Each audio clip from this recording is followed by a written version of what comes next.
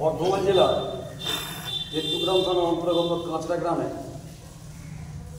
দেলু শেখের কন্যা মোসাম্মদ লিলি খাতুন, বীরভূম জেলার নানুর থানা অন্তর্গত নূরপুর গ্রামে শেখ আলী হোসেনের পুত্র শেখ আলাউদ্দিনকে 12,000 টাকার নগদ দিনমোহরের পরিবর্তে হাজিরানা মজলিস আমার উকালি দুলাদুদ্দিন বৈপক্ষে সাক্ষীদের সাক্ষাতে ইসলামী বিধান মতে মজগুলো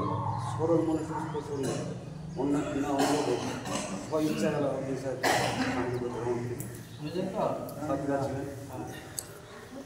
বর্ধমান জেলা তেতুগ্রাম থানা অন্তর্গত কাঁচরা গ্রামে দেলু শেখের কন্যা মোসাম্মদ লিলি খাতুন, বীরভূম জেলা নানুর থানা অন্তর্গত নূরপুর গ্রামে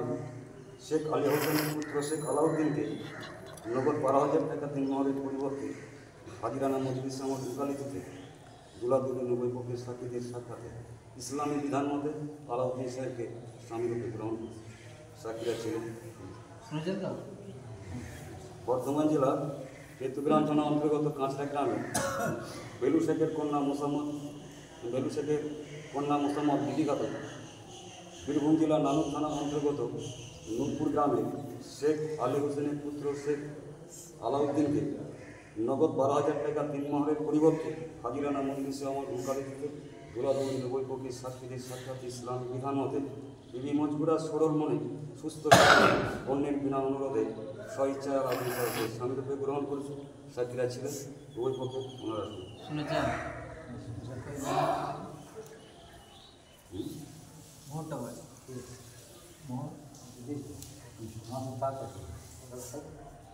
এটা দেখি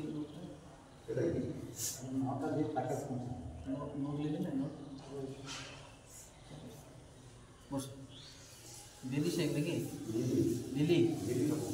দিদি আসসালামু আলাইকুম। ইন্নাল হামদুলিল্লাহ নাহমাদুহু ওয়া নাস্তাঈনুহু ওয়া নাস্তাগফিরুহ